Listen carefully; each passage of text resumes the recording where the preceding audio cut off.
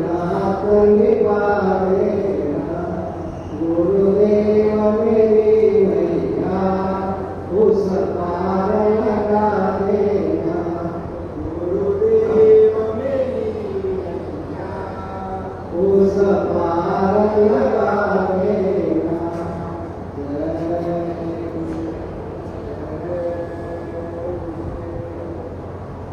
बोलो जय गुरुदेव, जय जय गुरुदेव। जय गुरुदेव नाम किसका, जय गुरुदेव नाम किसका। परम पूज्य गुरु महाराज के पावन चरणों में बारंबार नमन करता हूँ। और आप सबके आज्ञा चक्र पर बैठी आपकी सूरत, आपकी रूह, आपकी आत्मा, जो इस जीव से बंध के जीवात्मा है, उसको प्रणाम करता हूँ। पवित्र जीवात्मा, ये दुखदाशक काफिला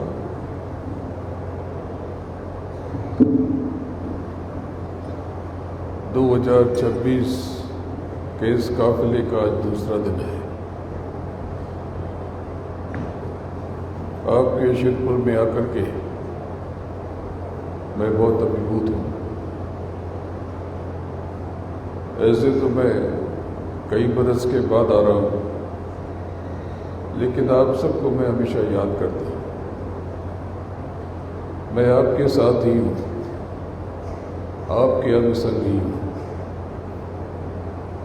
आप सब मेरे हो और मैं आपका हूँ। आपको पता भी नहीं होगा कि मैं आपसे कितना अधिक प्रेम करता हूँ। ये सारे संसार के प्रेम, ये झूठे रिश्ते नातों के प्रेम, इनके आगे ये जो प्रेम है ये सच्चा है, ये रूहानी प्रेम है, ये रूहानी इश्क है। ये सूरत से सूरत का प्रेम है। ये जब आप अंतर में उतरोगे तो इसकी गहराई को समझ पाओगे। तो ये काफिला आपके दुख को झेलने में शक्ति देने के लिए आया, क्योंकि गुरु महाराज को पता है कि आप सब बहुत दर्द में हो, बहुत कष्ट में हो, और पूरे संसार में बहुत विचित्र परिस्थितियां बन रही हैं, जिसका संकेत मैं कई वर्षों से देता चला रहा, और जैसा जैसा कहा वैसा वैसा हुआ। 2024 में 2025 के बारे में बताया। जब 2025 खत्म हुआ तो मैंने आपको बता दिया कि 2026 2025 से भी बहुत भयानक होगा, जिसके संकेत विश्व में, संसार में अब दिखाई पड़ने लगे। क्योंकि गुरु महाराज ने पहले बता दिया था कि कलयुग में कलयुग जाएगा और कलयुग में सतयुग आएगा। लेकिन जब कलयुग में कलयुग जाएगा और सतयुग के आने के पहले कुदरत का कोहराम मचेगा। किसी ने आपको नहीं बताया था, लेकिन मैंने जो समय बताया कि 2026 से 2032 और 2032 से 2040-42 तक ऐसी विचित्र परिस्थितियां निर्मित होंगी कि पूरा संसार हक्का बक्का रह जाएगा। 3 जून 2027 के आसपास 2-5-10 दिन इधर उधर चंडी फिर से उठेगी। 30 सालों के बाद गुरु महाराज ने 30 साल पहले आपको बताया था कि चंडी मशाल लेकर निकलने वाली है और देश दुनिया का पैसा साफ कर देगी। जो चंडी निकली थी और उसने पूरी दुनिया में मंदी फैलाई, पूरी दुनिया का खजाना आपने मुट्ठी में किया। तब जिनको याद होगा 20 बरस, 25 बरस, 30 बरस पहले कि बाज़ार में बहुत मंदी आई और बहुत सारी कंपनियां डूब गई और बहुत नुकसान हुआ। प्रेमियों, चंडी फिर से मशाल लेकर निकलने वाली है। इस दिवाली के पश्चात ही थोड़ी घबराहट और बेचैनी ये दिखनी शुरू हो जाएगी, और चंडी जब मशाल लेकर निकलेगी तो बहुत बड़ा तमाशा और बहुत बड़ी हड़कम और बहुत बड़ा सत्यानाश और विनाश होगा। देश दुनिया में धन की कमी हो जाएगी, आप सबकी जेब में भी धन की कमी महसूस होगी। लेकिन अगर गुरु महाराज की उंगली थामे रहोगे, सदगुरु की छतरी के नीचे रहोगे, तो संसार में आग लगे या पत्थर पड़े, आपको कुछ भी नहीं होगा। दुनिया में बम चले, मिसाइल चले या जो मर्जी हो सो चले, आप सब सुरक्षित हो। लेकिन अब यह है कि कर्म के फल को तो भोगना है। तो महापुरुष दया करते हैं और तलवार का सुई हो जाता है, तलवार का सुई हो जाता है। तो इसीलिए गुरु महाराज ने 3 महायज्ञ किए सतयुग की अगवानी के लिए, और उन्होंने कहा कि चौथा महायज्ञ मैं करूँगा। चौथा महायज्ञ उन्होंने पूरी उसकी व्यवस्था बताई और बनाई, और मुझे उन्होंने कह दिया कि जब तक चौथा महायज्ञ नहीं होता तब तक तुम चौथे महायज्ञ की तैयारी करो, और ये बहुत भूखे हैं, ये बहुत प्यासे हैं, यानी दैविक शक्तियाँ जिनको आप कहते हो, इनको भोजन देते रहो। तब से प्रतिवर्ष गुरु महाराज की मौत से साकेत महायज्ञ का आयोजन होता है। ऐसा दिव्य आयोजन कि तमाम शक्तियाँ जिनकी आपने पूजा की, उपासना की, आवाहन किया, अनुष्ठान किया, वो सारी शक्तियाँ उन हवन कुंडों में उपस्थित रहती हैं, मौजूद रहती हैं। और उस हवन कुंड में विशेष दवा बनती है, चमत्कारिक विभूति, जिसके स्पर्श से आपको न जाने कितने पुण्यों का, न जाने कितने कोटि पुण्यों का फल मिलता है। तो यहाँ पर वो विभूति प्रेमियों ने यहाँ पर विभूति रखी हुई। ये देखो चमत्कारिक विभूति, 2 तरह की विभूति है। ये महाकुंड की है, बहुत बड़ा महाकुंड। जो लोग गए थे उनको पता है कि बड़ा विशाल महाकुंड, बहुत विशाल महाकुंड स्थापित हुआ था, जिसकी ये दवा थोड़ा, इसका रंग थोड़ा अलग है। इसमें तमाम तरह की औषधियाँ हैं, वनस्पतियाँ हैं। ये आपकी देह के लिए है। जब कभी रात को 2 बजे तबीयत खराब हो जाए या कोई आफत आ जाए, विपत्ति आ जाए, तो इस विभूति को अच्छी सी डिब्बी में रख लेना और जरा सा स्पर्श करके सर पे लगा लेना, और गुरु महाराज को, सदगुरु को अंतर में पुकारना। तत्काल आप दया के पात्र बनोगे, आप दया अंतर में महसूस करोगे। लेकिन अगर तबीयत खराब हो रही है और लगाने से लाभ नहीं हो रहा, तो विभूति को जरा सा जीभ पर रख के गर्म पानी पिला देना या पी लेना। तो जब तक इलाज नहीं मिलता तब तक आपकी रक्षा सुरक्षा हो जाएगी। और ये दूसरी विभूति, ये आपके घर परिवार के लिए, आपके गृहस्थ जीवन के लिए, आपके कारोबार के लिए, आपके खेती दुकान दफ्तर के लिए। इसको थोड़ी सी चीनी में, 1 किलो चीनी में 1 पैकेट को मिला लेना, और रोज सुबह सफाई के बाद 1-1 दाना विभूति, ये शक्कर मिली हुई विभूति घर के हर कोने में डाल देना, और रात को 8 बजे सुगंध कर देना, और कपूर के ऊपर लौंग रख करके 2 बार जला देना। तो जो भी घर की आफत, आदि व्याधि उपाधि, उल्टा सीधा किया कराया, वास्तु दोष या किसी भी प्रकार की कष्ट और तकलीफ, ऊपरी बाधाएं, इससे इसका शमन हो जाएगा। और खेती में डाल दोगे, गुड़ में मिला करके और देसी गाय के गोबर की खाद बना करके इसे अपनी खेती में डाल दोगे, तो खेती में रक्षा सुरक्षा होगी, अगर कीड़े लगेंगे तो दूसरों के 100 लगेंगे, तुम्हारे 20-30 में काम हो जाएगा। और अगर दूसरों की फसल 100 होगी तो तुम्हारी फसल 125 होगी।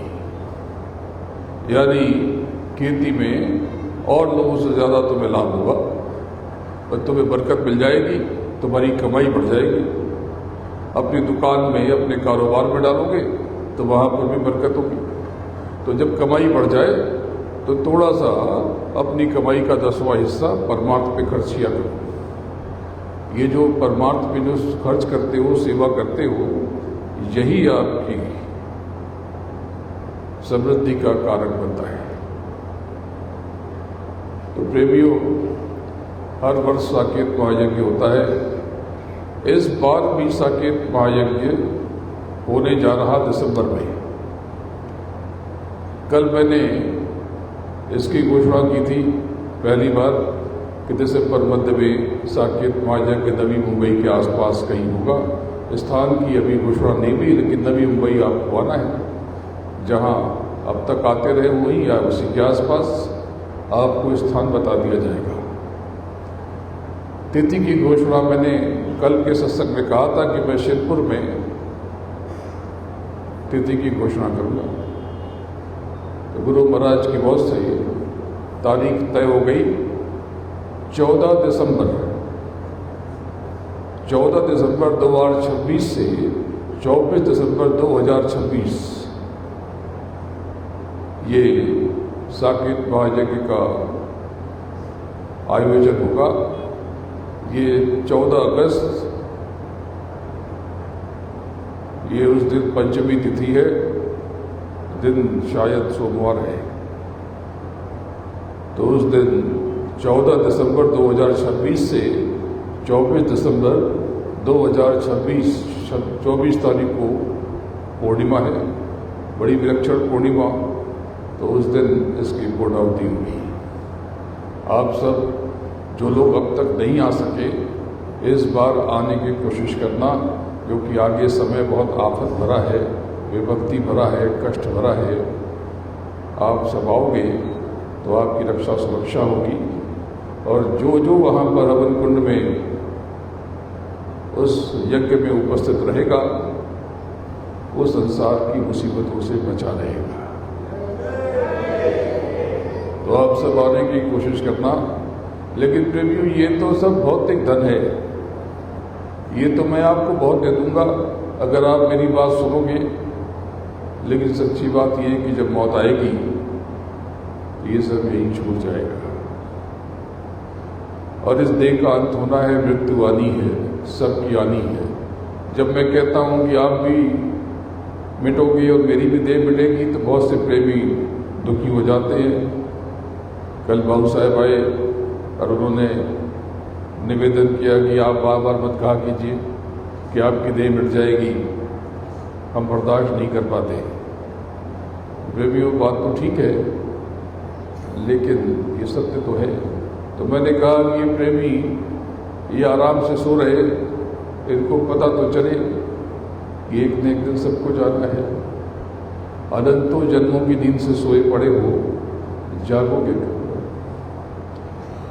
जब आपकी मृत्यु का देह के मिटने का समय आएगा तब वो बहुत विचित्र परिस्थिति होती है।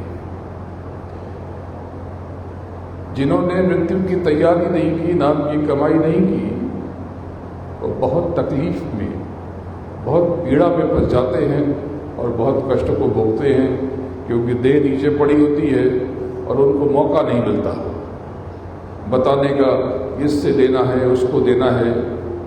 वो बुलाते हैं, अचानक से सब एकदम हल्के हो जाते हैं, देह जैसे हवा हो जाती है, क्योंकि देह से तो अलग हो गए। समझ नहीं पाते कि क्या हुआ, लगा के चक्कर आ रहा। अचानक से देखते हैं ये देह तो नीचे पड़ी है, मैं तो नीचे सोया हूं और ये मैं ऊपर कैसे हूं। तो जो आखिरी संपर्क है नाभि से, इस देह ये सूरत और नाभि का संपर्क टूट जाता है, तब वो दौड़ते हैं, भागते हैं और चिल्लाओगे पत्नी को बुलाओगे, पति को बुलाओगे, बच्चों को बुलाओगे, कोई आपकी आवाज़ सुन नहीं पाएगा। दरवाज़ा धक्का दोगे, आप दरवाजे के उस तरफ चले जाओगे, हवा की तरह हिलाओगे, उठाओगे, उनको कुछ पता नहीं चलेगा। अब आप चिल्लाना शुरू करोगे, ये क्या हो गया? तो 13 दिन तक लगभग जो उच्च कोटि की सूरतें होती हैं, जिन्होंने नाम की कमाई की है, वो क्षण में निकल जाती हैं, वो क्षण में निकल जाती हैं। जो गुरुमुखी सूरतें होती हैं, वो जब देह छोड़ती है तो यमदूत गुरु से पहले अनुमति लेते हैं, और जो मनमुखी सूरतें होती हैं उनको नोच के बेदर्दी से, बड़ी क्रूरता से नोच के निकाल दिया जाता है। और जब वो आकर के तुम्हारे आगे तुम्हारा दाम पुकारेंगे, एक अजीब सी आवाज़ लगाएंगे, तुम्हारा दिमाग सुन्न हो जाएगा, जड़ हो जाओगे, पूरा ये देह की व्यवस्था ठप हो जाएगी, और आपके सामने पूरा जीवन किसी रील की तरह चलेगा, सिनेमा की रील की तरह, कि क्या क्या गलतियां की। तो अगले कुछ क्षणों में आप पूरा जीवन देखोगे कि जीवन को मैंने कैसे बर्बाद किया।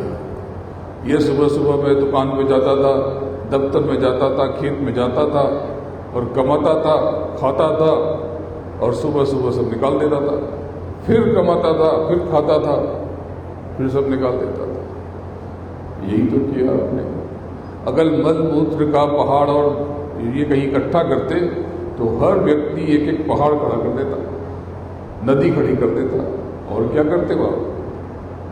यही खाते पीते हो, विसर्जित करते हो। तो आप देख करके बहुत दुखी होते हो कि इतना अनमोल जीवन मैंने कैसे बर्बाद किया। और उसके बाद आप एक महाशून्य के अंधेरे में चले जाते हो, महाअंधेरे में, गुप्त अंधेरे में, और न आपको कोई वैकुंठ मिलेगा, न आपको कोई स्वर्ग मिलेगा, न आपको कोई प्रभु मिलेगा। क्योंकि अगर प्रभु की प्राप्ति होगी तो जीते जी होगी, और जीते जीत आपकी कमाई से होगी, अन्यथा आप सिर्फ एक योनि से, यानी एक देह से निकाले जाओगे और दूसरी देह में घुसा दिए जाओगे। जैसे आप अभी इस देह में बैठे हो, क्या आपको याद है कि पिछला जीवन क्या था? कुछ नहीं।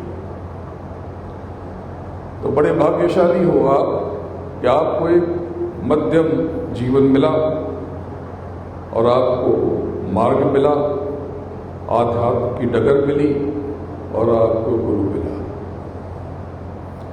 और गुरु पाकर के भी अगर आपकी आंखें नहीं खुली, तो प्रेमियों, आपसे बड़ा दुर्भाग्यशाली कौन होगा कि खजाना आपके सामने है और आप उस खजाने को हासिल न कर पाओ। आप भूखे हो, भोजन आपके सामने है और आप भोजन न कर सको, तो ये कितने कष्ट और दुख की बात है। आप जो मन में घबराहट होती है, आप बेचैनी महसूस करते हो, आपने कभी सोचा है कि ये क्यों है? तो बोलते हो कि बच्चों की शादी को लेकर चिंतित हो, या कारोबार को लेकर चिंतित हूँ, या और किसी कारण से परेशान हूँ। नहीं, आप इसलिए परेशान हो ही नहीं। आप परेशान तो इसलिए हो कि आप अपने मूल से टूट गए, आप शब्द से जुदा हो गए, और अंतर में आपकी सूरत, आपकी आत्मा, आपकी रूह उस शब्द को, उस नाम की तलाश करती है, उस मालिक को ढूंढती है। तो आप मालिक को ढूंढ पहचानोगे कैसे? क्योंकि आपको तो अपना परिचय नहीं है। तो ऐसे किसी व्यक्ति, ऐसे कोई देह जिसके सामने बैठ के आपको सुकून मिले, जिसको देख के अच्छा लगे, जिसको निहार करके अंतर में आनंद हो, हजारों सवाल आपके पास हों, और जिसके पास जाके सवाल गायब हो जाए, समझ लेना कि यहीं से रहा है। यहीं पर दया है, यहीं पर मेहर है। जैसे कोई प्यासा हो और पानी की बोतल देखे, नदी का किनारा देखे तो उसे चैन पड़ने लगता है। बस इसी प्रकार से तो ये जो आप घबराहट महसूस करते हो, अंतर में बेचैनी महसूस करते हो, ये दरअसल आप नाम की तलाश करते हो। आपकी सूरत, आपकी आत्मा नाम की तलाश करती है, उस राम की तलाश करती है, उस अपने स्वामी की तलाश करती है। जब आप अपने स्वामी की तरफ बढ़ोगे तो आपकी सूरत राधा बन जाती है और अपने मालिक पे मिलकर के निहाल हो जाती है। आपका मालिक राधाओं का स्वामी, राधा स्वामी। वो सूरतें जो अपने राम को पुकारती हैं वो सिया बन जाती है। वो त्रिवेणी संगम यानी 10 द्वार के ऊपर 11 द्वार और 11 द्वार के ऊपर 12 द्वार को पियापत कहते हैं। वहाँ पे जो हंस सुरतें जाती हैं वो सिया कहलाती हैं और अपने राम को पुकारती हैं, राममय हो जाती हैं और सिया राम, सिया राम। राधा किसको कहते हैं? श्री कृष्ण के मित्र को राधा नहीं, राधा उन सारी सूरतों को कहते हैं जो अपने पिया में रहती हैं, अपने प्रभु को ध्यानती रहती हैं, अपने मालिक का सिमरन करती हैं, स्मरण करती हैं, सिमरन करती हैं, ध्यान करती हैं, जगत में रहती हैं पर अपने मालिक में ही खोई रहती हैं। जो सूरतें अपने सदगुरु को हमेशा याद करती रहती हैं, संसार में कुछ भी हो जाए उनको गर्म हवा भी नहीं लगती।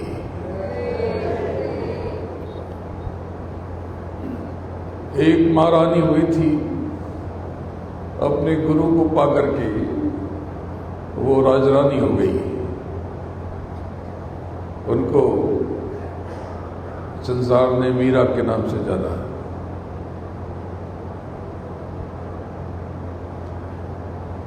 अपने गुरु रैदास से उनको नाम का दान मिला तो वो झूम गई और झूम करके उन्होंने कहा कि पायो जी मैंने नाम रतन धन पाया। जब बचपन में वो छोटी बच्ची थी तब दया हुई, मेहर हुई। लोगों ने कहा कि तुम्हारी, बोले कि किसी की विवाह में गई थी, बोला मेरी शादी कब होगी, बनी भी शादी करा दो। तो एक महात्मा आए, उन्होंने एक प्रतिमा दे दी, बोली ये तुम्हारी पति ये है। तो बोले इनका नाम क्या है? बोले इनका नाम गिरधर नगर है। तो वो तो बच्ची कुछ जानती नहीं थी, तो बोली कि बस मैं इनकी पत्नी हूँ, ये मेरे पति हैं, ये गिरधर नगर। और वो अंतर में उस मूर्त के साथ रच बस गई और अंतर में प्रभु का सुमिरन करने लगी। और अंदर जब तड़प ज़्यादा हुई, कशिश बढ़ गई, तब उनको पूरे गुरु की प्राप्ति हुई और उनको रैदास के रूप में पूरे गुरु मिले। और उन्होंने उस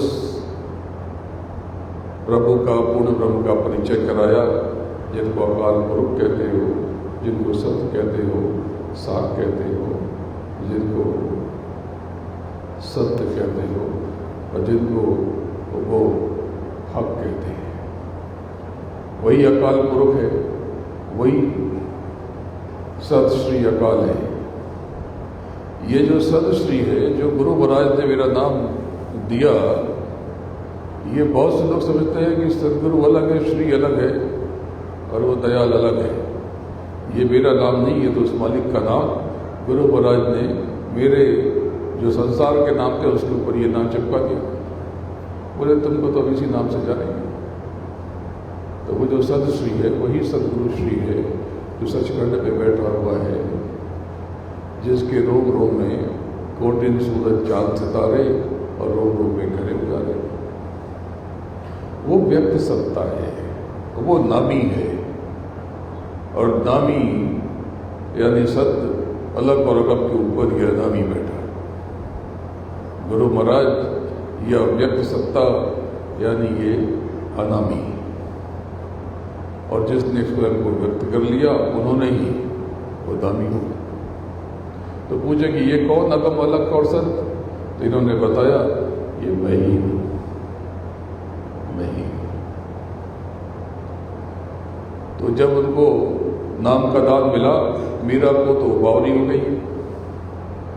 कथा बहुत लंबी है, लेकिन आपको सार बता देता हूं कि बहुत प्रयास हुआ, राज परिवार बहुत आहत हुआ।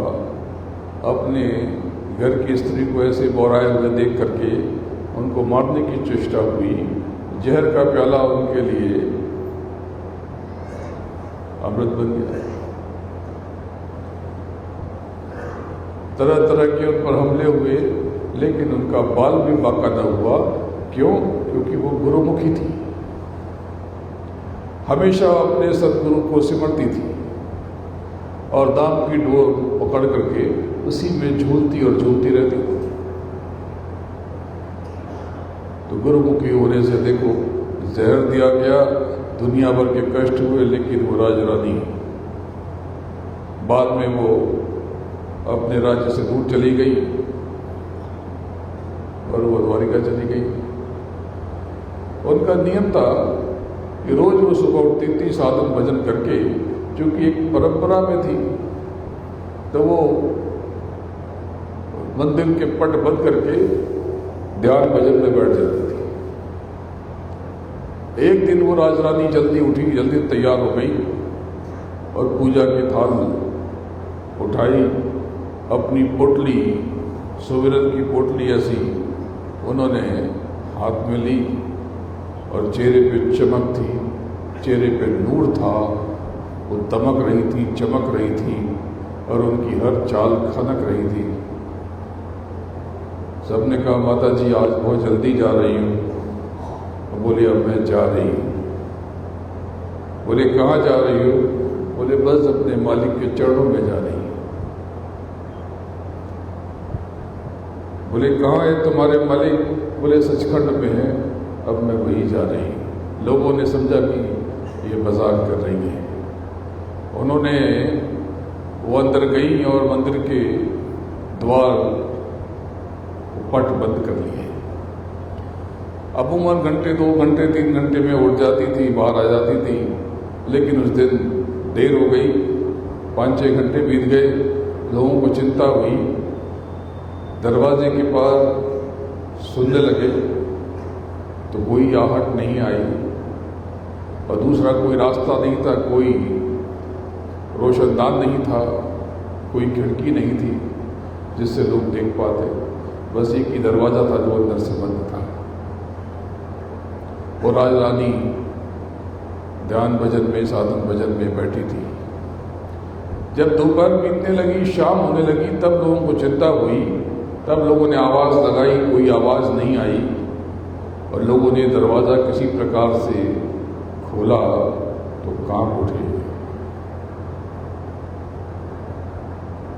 वहाँ पे माता जी नहीं थी।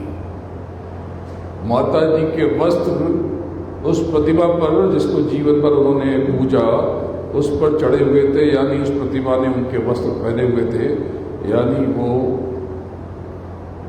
गुरुमुखी माँ सशरीर अपने प्रियतम में, अपने पिया में समा गई।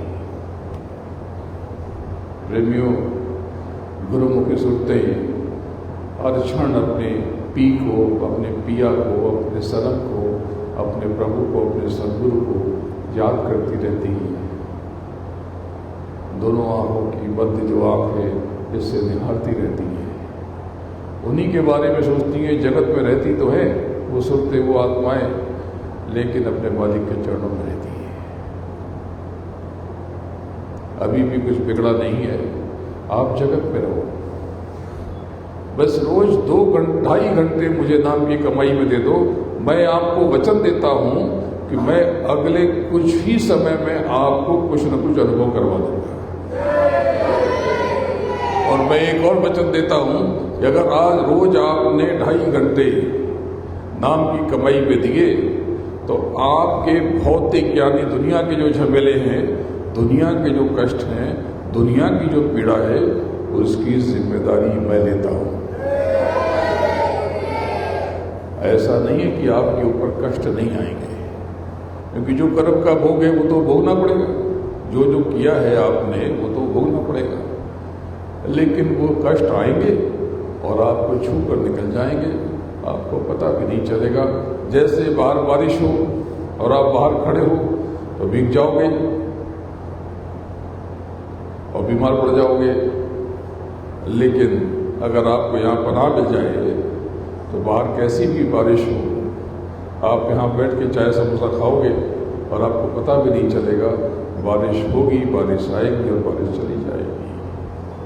तो प्रेमियों, जब कभी भी कष्ट में फंस जाओ, मुसीबत आ जाए तो चिंता मत करना, ये समझना कि ये कर्म का भोग है और ये आएगा और जाएगा। जब आप बार बार कष्ट का चिंतन करोगे तो ये कष्ट विराट और विकराल हो जाता है। जैसे बताओ कि जब आप सुबह सुबह भाजी खरीदने जाते हो तो क्या लेके आते हो? भाजी लेके आते हो, दूध लेके आते हो, क्या दागिना भी लेके आते हो, गाड़ी भी लेके आते हो?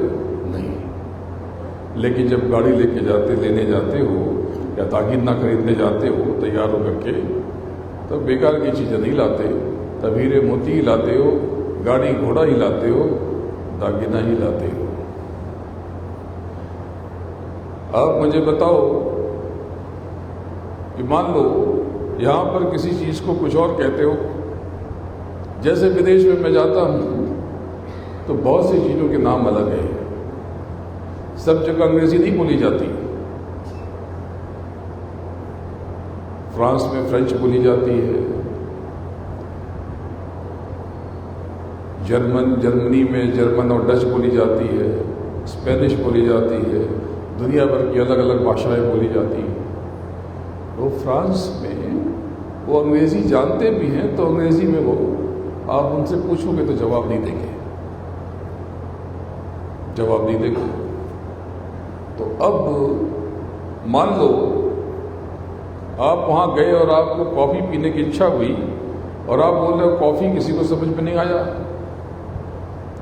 या मान लो आपको कॉफ़ी नहीं पीना है, आपको कुछ खाना है, तो आपने खाने की जगह पूछी तो किसी ने पूछा कि क्या, तो आपने उसे कॉफ़ी की तस्वीर दिखाई तो लोगों ने बताया वहाँ मिलेगी। आप वहाँ पर गए और आपने फ़ोटो दिखाई तो क्या देगा? कॉफ़ी देगा। और जब कॉफ़ी आए तो आप कहोगे कि मैं तो कॉफ़ी पीता ही नहीं, मैं तो ये कह रहा हूँ कि मुझे कॉफ़ी नहीं चाहिए, मुझे कॉफ़ी से एलर्जी है।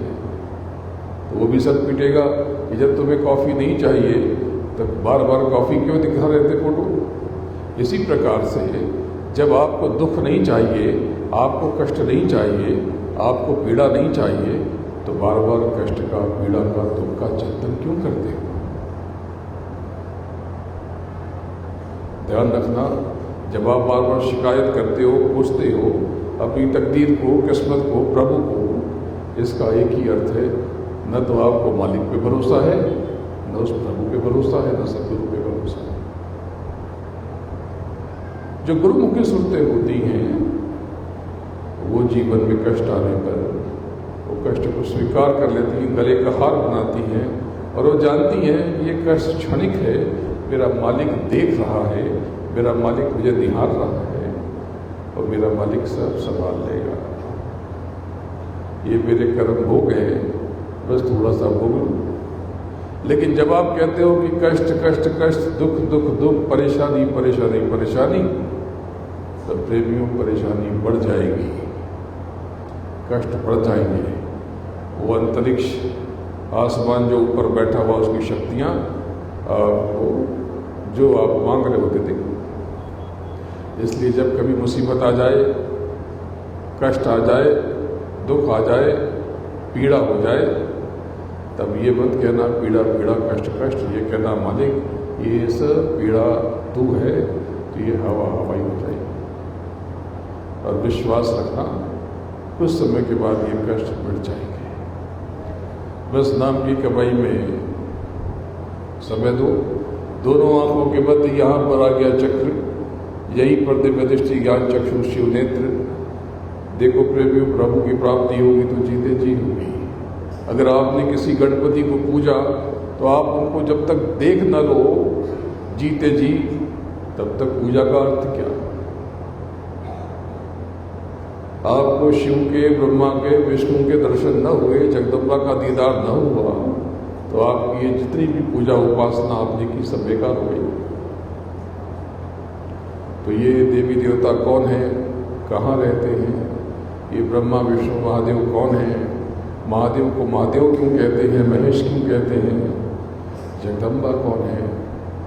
ईश्वर कौन है? यही ईश्वर है कि कौन ईश्वर है? इस प्रश्न का उत्तर जब आपकी ये दिव्य आंख खुल जाएगी तो क्षण में आपको मिल जाएगा।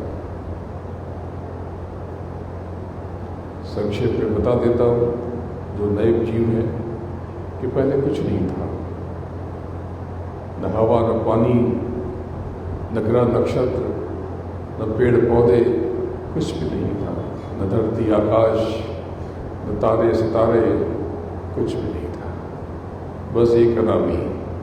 इनकी मौत से सारा विस्तार हुआ, अगम अलग और सत्य के रूप में ये प्रतिष्ठापित हुए। जिनको सत्य कहते हैं, सार कहते हैं, वही पूर्ण ब्रह्म है और वही नामी है। उन्होंने, उस नामी ने यानी सत्यपिता ने मौज की और उसने बहुत बड़ा विस्तार किया, शब्द से महासमुद्र तक रचना हुई, और उसके बाद फिर से विस्तार किया तो महासमुद्र से नीचे तक पूरी रचना हो गई, और उसने सारे मसाले नीचे उतार दिए। ये सब जो जगत में मसाले हैं, ये सब आपके लोक से उतारे गए। आप सब अपने मालिक के पास थे, वहाँ पर आपकी तरह अनगिनत सुरतें, सुरतों का समंदर, नीचे सुरतों का एक बूंद खजाना उतारा गया। उस प्रभु ने, पूर्ण ब्रह्म ने, राधा स्वामी दयाल ने, अकाल पुरुष ने स्वयं से 16 ब्रह्म प्रकट किए, 16 निर्गुण, और उनको नीचे उतार दिया और नीचे अलग अलग राज दे दिया। जो सबसे ऊपर नज़दीक में सबसे बड़े वाले पुत्र हैं उनको महाकाल कहते हैं, और सबसे छोटे पुत्र को काल कहते हैं। काल यानी समय और महाकाल यानी महासमय। इनके बीच में सारी धनी है और समूची रचना। तो ये जो जगत है, सबसे निचले पुत्र जो काल पुरुष हैं उनके अधीन है। काल पुरुष सूक्ष्म शरीर में है, शब्द स्पर्श रूप रसगंध मन बुद्धि चित्त और अहंकार। वो सहस्रदल कमल में बैठे हुए और सहस्रदल के ऊपरी मुहाने पर एकदम शिखर में है। सहस्रदल कमल से सारे हजारों कमलदल हैं, उनसे किरणें फूट रही, ऊपर की तरफ गिर रही। ये जो ऊपर की तरफ गिर रही, इन्हीं को शेष कहते हैं, यानी शेषनाग। और शेषनाग के नीचे सच्चिदानंद प्रभु बैठा हुआ।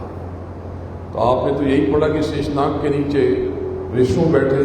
विष्णु नहीं, विष्णु के पिता बैठे हुए। इन्होंने स्वयं से एक बीज प्रकट किया, होम बीज। उससे शक्ति प्रकट हुई, जिनको जगदम्बा कहते हो, सती प्रकट हुई, और बहुत कुछ प्रकट हुआ। उससे सारे मसाले नीचे बिखरे, और मन बुद्धि चित्त और अहंकार के साथ में सत्य रजस और तमस। और उन्होंने शक्ति को, जगदम्बा को नीचे का पूरा राज दे दिया, और उनसे सहयोग से उन्होंने 3 शक्तियाँ प्रकट की, जिनको इस्लामी फकीर नासूत, जबरूत और मलकूत कहते हैं। नासूत, मलकूत और जबरूत कहते हैं।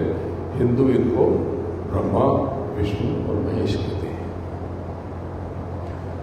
ब्रह्मा वैकुंठ के 4थे आसमान में, विष्णु वैकुंठ के 5म आकाश में, और इसके सबसे ऊपर वैकुंठ के उच्च लोक में, 6ठे संसार में, 6ठे जगत में महादेव का धाम है। महादेव का धाम बड़ा अद्भुत, बहुत अनोखा, बहुत दिव्य, वहाँ पर हर पल ऐसी लहर चल रही आनंद की कि वहाँ पर जितने भी उनके गण हैं सब बौराए हुए नाच रहे, झूम रहे। वहाँ जितनी सुरतें हैं, आत्माएं हैं, वो सब शंकर, और शंकर स्वयं गौरी के साथ में भजन पे बैठे हुए। किसके? अपने पिता के, क्योंकि ब्रह्मा विष्णु महेश ने अपने पिता ईश्वर को नहीं देखा, उनके बारे में नहीं जानते। आपको तो परिचय मिल गया, आप कितने भाग्यशाली हो। ये फिर ब्रह्मा विष्णु महादेव को नहीं पता, वो आपको पता चल गया। कितनी किस्मत वाले हो, कितने नसीब वाले हो। तो जो शंकर का लोक है, वहां पे शब्द की कई धाराएं, शब्द की कई धाराएं, संग और हंग, इसके अलावा जुंग और संग। जो भौतिक समृद्धि है, इसकी चमक दमक जुंग और सह से। इसलिए आपने देखा होगा कि शंकर की उपासना में बहुत बार जुंग सह की मंत्रों में इस्तेमाल होता है। ओम रौ जुंग सह, या इस प्रकार से बहुत से मंत्र बनते हैं, सह जुंग हो। ये जुंग सह में ये समूची समृद्धि छुपी हुई, ऐश्वर्य छिपा हुआ। और ये संघंग से लोगों ने समझा कि ये संघंग यानी सुभंग पुरुष है। नहीं, सुभंग पुरुष तो महाकाल परमेश्वर है। सुभंग पुरुष तो महाकाल परमात्मा।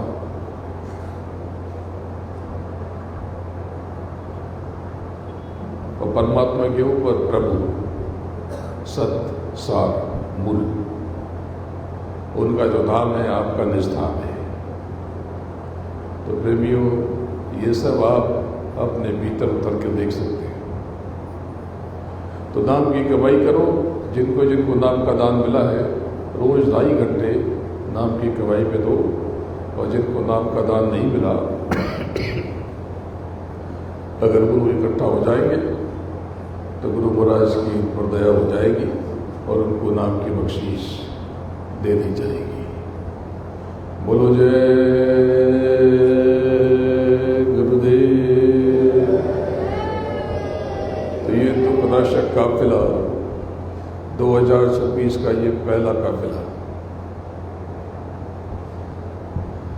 और आज शेरपुर में साकेत महायज्ञ की तिथि की घोषणा हो गई।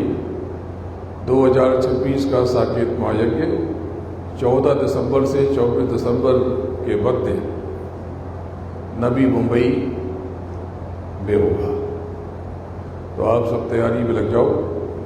और जितने भी लोग यहाँ बैठे हुए हैं, आप सब एक बार आने की कोशिश करो। 11 दिनों का ये महायज्ञ आपके हृदय में इतना आनंद छोड़ जाएगा कि 12वें दिन जब आप वहाँ से विदा होने की कोशिश करोगे तो आपका मन वहाँ से हटने का नहीं होगा। इतना आनंद, इतना प्रेम कि प्रेमी वहाँ झूमते रहते। जब मैं सत्संग के लिए वहाँ पहुँचता था तो सारे प्रेमी वहाँ झूमते हुए दिखाई पड़ते थे। आनंद के अतिरेक में वो झूम रहे होते थे। और बहुत से संसारी नए जीव, बड़ी बड़ी हस्तियाँ, बहुत बड़े बड़े कलाकार, वो अपने तरीके से नमन करते थे। तो बड़े बड़े गायक कलाकार वहाँ पर आकर के अपनी अपनी कला का प्रदर्शन करते हैं। तो जो लोग पहले आते रहे हैं उन्हें सब पता है। आपके लिए उत्तम से उत्तम भोजन प्रसाद और अच्छी से अच्छी व्यवस्था की जाती है। थोड़ी तपस्या भी कराई जाती है, थोड़ी तपस्या भी कराई जाती है। लेकिन उन हवन कुंडों में आपके अनंतों जन्म के उल्टे सीधे कर्म स्वाहा करने का काम होता है। तो आप सब साकेत महायज्ञ में आने की तैयारी अभी से शुरू कर दो।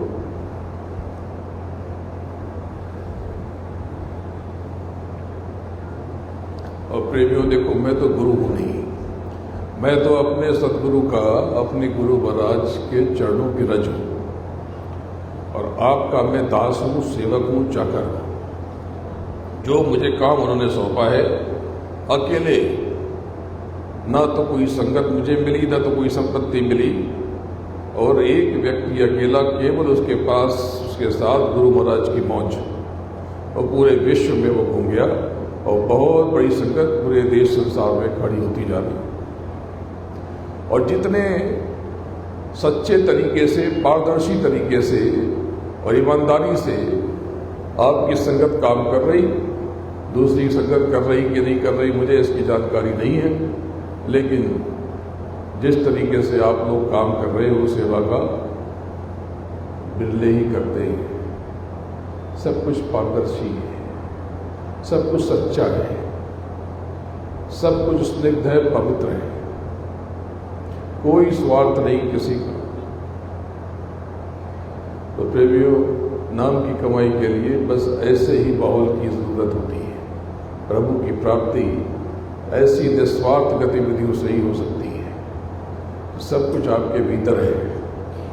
गोजरी पिया को यानी प्रभु को निज घट में, और जो तुम प्रिया से मिलना चाहो तो घट को मत जग में। अपने भीतर तलाश करो मालिक की। जो चौथा आकाश है वहाँ पे नासूत यानी ब्रह्मा रहते हैं। ब्रह्मा अपनी अर्थ चेतना सावित्री के साथ चौथे भुवन पर विराजमान है। ब्रह्मा के 4 मुख हैं। ब्रह्मा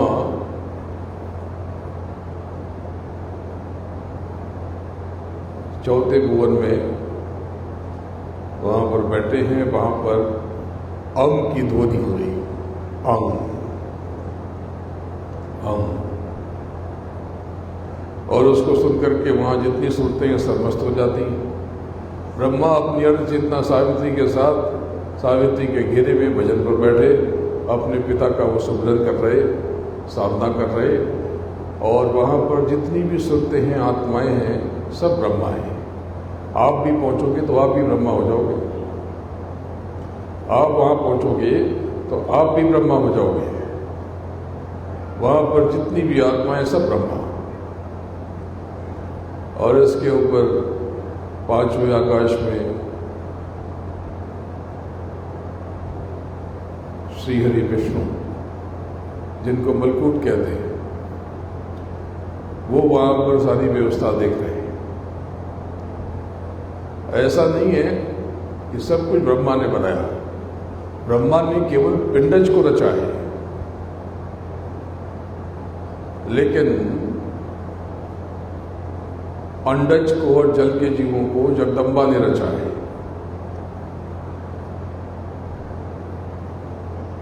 उत्मज को विष्णु और स्थावर को शंकर ने गढ़ा है।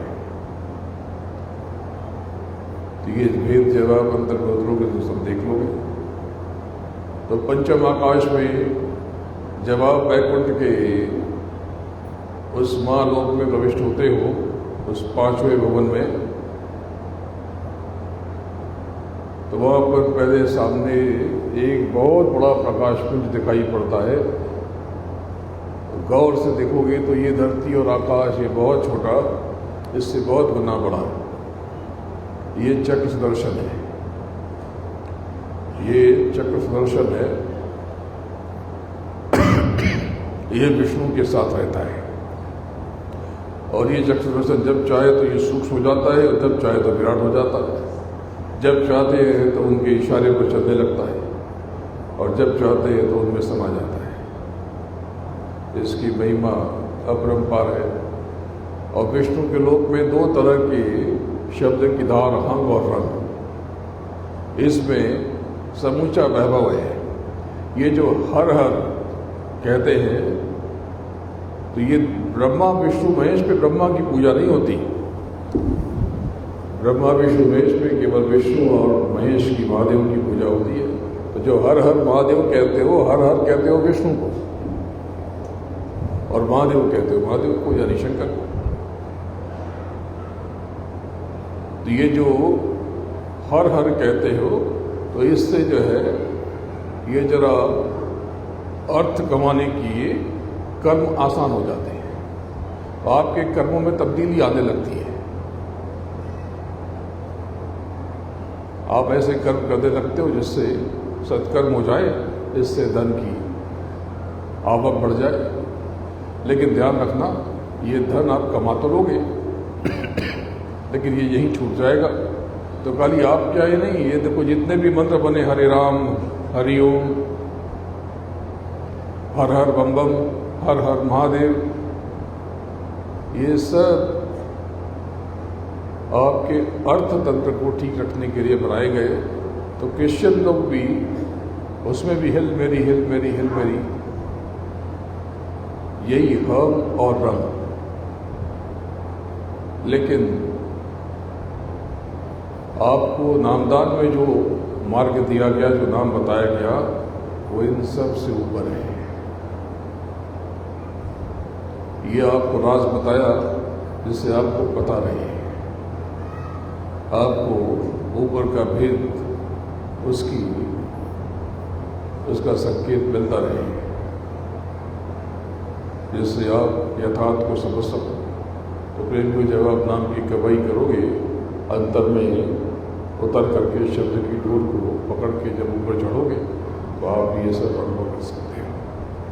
तो आगे आपको जो प्रारंभ में बताया कि चंडी मशाल लेकर निकलने वाली है, अभी ये जो उपद्रव चल रही है थोड़ी थम जाएगी। जो बाजार में कोहराम मचा, बाजार नीचे की तरफ आया, ये अभी कुछ समय बीतने के बाद, महीने 2 महीने 4 महीने, ये बाजार फिर ऊपर की तरफ ज़्यादा शुरू हो जाएगा। मानसून के बाद थोड़ा सा बाजार में हल्की गति आएगी, लेकिन महीने 2 महीने 4 महीने या 2-4 हफ्ते के बाद में फिर ये धड़ाम से लुढ़क जाएगा, फिर ये स्थिर होगा। और जब चंडी मशाल लेकर निकलेगी जून के बाद कौन सा कब पता नहीं, हो सकता अगला जून या उसके बाद का जून, लेकिन इसके बाद जब चंडी मशाल लेकर निकलेगी तो देश दुनिया में ऐसा कोहराम मचाएगी कि दुनिया सिहर जाएगी, दुनिया डर जाएगी। और इस युद्ध के बाद जो युद्ध होगा, ऐसा बड़ा भयंकर युद्ध होगा कि बड़ी बड़ी महाशक्तियों को पसीना आ जाएगा। इस बात का ऐलान आज तक किसी ने किया नहीं। ये पहली बार कीटनाशक काफिले में गुरु महाराज की मौत से ये शिरपुर में किया जा रहा कि इस युद्ध के बाद, थोड़ा अंतराल के बाद, एक बहुत बड़ा महायुद्ध होगा। और ये होगा, लेकिन अगर आप गुरु महाराज की, सदगुरु की उंगली थामे रहोगे तो संसार में आग लगे, चाहे बम फटे, आपको कुछ भी नहीं होगा। प्रेमियों, एक बात कह देता हूँ कि मैं तो गुरु नहीं हूँ, लेकिन मैं क्या हूँ, ये जब आप अपने अंदर जाओगे तो देख लोगे। मैं आपका सेवक हूँ, और सेवक होने के नाते मैं आपको वचन देता हूँ कि जब कोई आपका साथ न दे, आपको अपना हाथ न दे, रोने के लिए आपको अपना कंधा न दे, कोई आपकी सहायता न करे, तो मैं आपकी मदद करूँगा। बोलो जय गुरुदेव। देखो प्रेमियों, मैं सेवा मांगता था, लेकिन अब मांगना बंद कर दूंगा, क्योंकि सेवा में मांगता हूँ क्रोध की, उल्टी सोच की। जो आप अपमानजनक बातें करते हो, निंदा करते हो, आलोचना करते हो, ये सब बंद कर दो, क्योंकि ये आपके धन का नाश कर देते हैं। जिस घर में बहुत किटकिट होती है, कहा सुनी होती है, देखो पैसा तो आता है लेकिन कम पड़ जाता है। तो जहाँ कुमति वहाँ विपत्ति नाना, जहाँ सुमति वहाँ संपत्ति नाना। तो अगर आप चाहो तो अभी जब आप मेरे पास आना, तो अंतर में अपनी क्रोध की सेवा आप देते जाना। और अगर आपने क्रोध की सेवा दे दी, तो मैं आने वाले कुछ ही दिनों में आपका जीवन बदल के रख दूंगा। अरे जब क्रोध ही खत्म हो जाएगा तो प्रेम बचेगा, कितना अच्छा है। घर का माहौल बदल जाएगा। केवल प्रेम ही प्रेम है। एक दूसरे को आदर दो, छोटे को भी आदर दो, बड़े को भी आदर दो। बड़े छोटे को भी प्रणाम करें। बड़े अकड़ में रहते, अरे वो तो छोटा है, मैं उसको क्यों नमस्कार करूं? अरे क्या बिगड़ जाएगा? जब बड़ा छोटे को नमस्कार करता है तो बड़ा छोटा नहीं होता, बड़ा और बड़ा हो जाता है, बड़ा और विशाल हो जाता है। इसलिए ध्यान रखना कि जो फलदार वृक्ष होते हैं वो झुके रहते हैं, और जो बिना फल के वृक्ष होते हैं वो लंबे तने खड़े रहते हैं। तो ये ध्यान रखना। तो आप यहाँ से बहुत बड़ी दया लेके जाओगे। आप सब लोग आंख बंद कर लो और दोनों अतिथि फैला दो ऐसे, और आपके भीतर दिव्य प्रकाश है। दोनों आंखों के मध्य से वो प्रकाश प्रस्फुटित हो रहा, और उस अपार नूर ऊपर महानूर है, महाप्रकाश को महसूस करो। और आपकी जो भी परेशानियां हैं, कष्ट हैं, आप अंतर में ये प्रार्थना करो, ये सब मेरी परेशानियां खत्म हो रही हैं। मुझे पूरा विश्वास है मालिक, मेरे सद्गुरु, मेरे दयालु, मेरे दयाल, मेरे रहमान, ये सब बढ़िया हो जाएगा, ये सब हल निकल जाएगा। ये मत कहना कि मैं बहुत परेशान हूँ, ये कहना कि मालिक जब तू है तो ये सब परेशानी कुछ भी नहीं है, ये सब क्षण में जल के नष्ट हो जाएगी, बस एक तेरी दया का दान मिले। तो अंतर में विश्वास के साथ में ये प्रार्थना करूँ।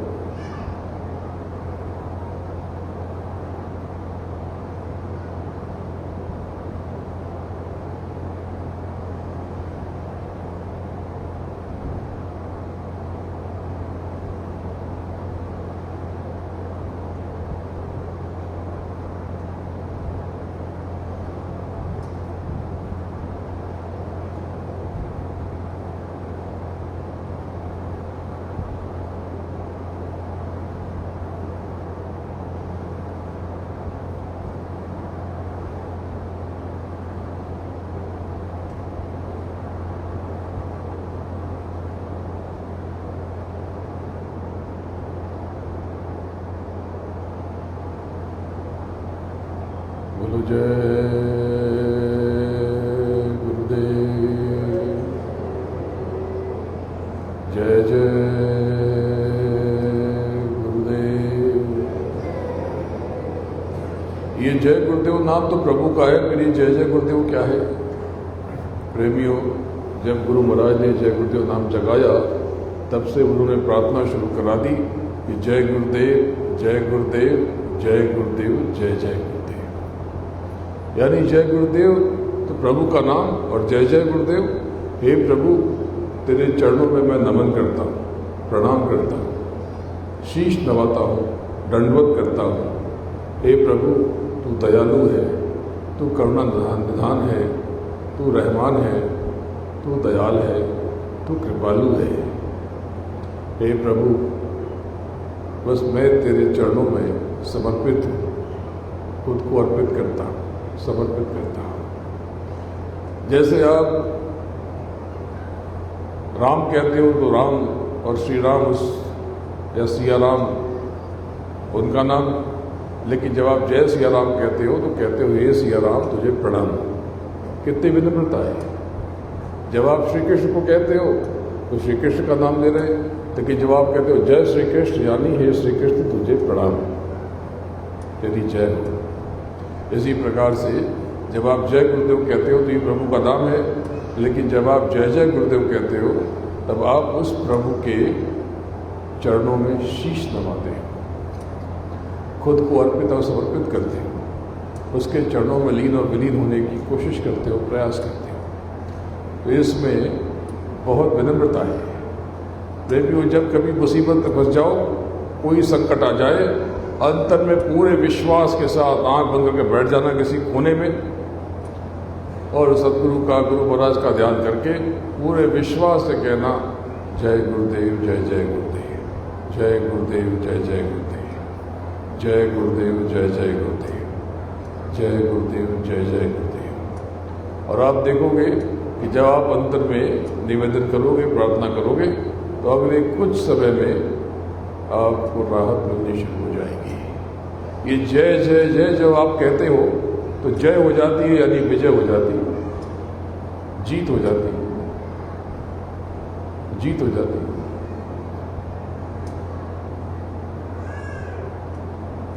तो अंतर में आप उस प्रभु के नाम को प्रणाम करो जिनका नाम जय गुरुदेव है। प्रणाम करने के लिए जय जय गुरुदेव। बोलो जय गुरुदेव। तो देखो प्रेमियों, ये दुखनाशक काफिला कल अमलदेर की तरफ चला जाएगा। इस काफिले को प्रणाम करना, सुबह अगर हो सके तो आप लोग इस काफिले को विदा करो। इस काफिले के दर्शन से आपके भौतिक कष्टों में कमी होगी और अंदर रूहानी प्रयास सफल होंगे, यानी नाम की कमाई में मदद मिलेगी। और आप सब लोग साकेत महायज्ञ में जो 14 दिसंबर से 14 दिसंबर के मध्य आयोजित होने वाला है, उसमें अवश्य आना। ऐसी दया मिलेगी कि आप चकित रह जाओगे और भौतिक लाभ भी होगा और आध्यात्मिक कमाई भी करोगे। नाम की कमाई में बहुत सहायता मिलेगी। बोलो जय गुरुदेव। जय जय गुरुदेव। जय गुरुदेव नाम किसका, जय गुरुदेव नाम किसका। गुरु महाराज के चरणों में नमन करता हूँ और आप सब प्रणाम करता हूँ।